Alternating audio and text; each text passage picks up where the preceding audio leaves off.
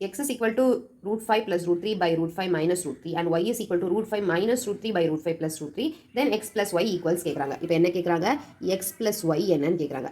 x என்ன, root 5 plus root 3 by root 5 minus root 3 plus root 5 minus root 3 by root 5 plus root 3. இந்த question நம்ம ரெண்டு வேலை பண்ணலாம். இதை தனியாக கான்ஜுகேட் எடுத்து பண்ணிவிட்டு இதை தனியாக பண்ணிவிட்டு அதை ரெண்டே ஆட் பண்ணலாம். இல்லைனா இதை ரெண்டு எல்சிஎம் எடுத்து கூட பண்ணலாம். ஓகே, இது வந்து எல்சிஎம் எடுத்து பண்ணுறதா ஈஸியாக இருக்குது. ஸோ நம்ம அந்த மாதிரியே ட்ரை பண்ணலாம். உங்களுக்கு எப்படி ஈஸியாக இருக்குன்னு ஃபீல் பண்ணுறீங்களோ அப்படி கூட பண்ணிக்கலாம். ஓகேவா, into root 5 minus root 3 by root 5 minus root 3 ரூட் 5 ப்ளஸ் ரூட் 3.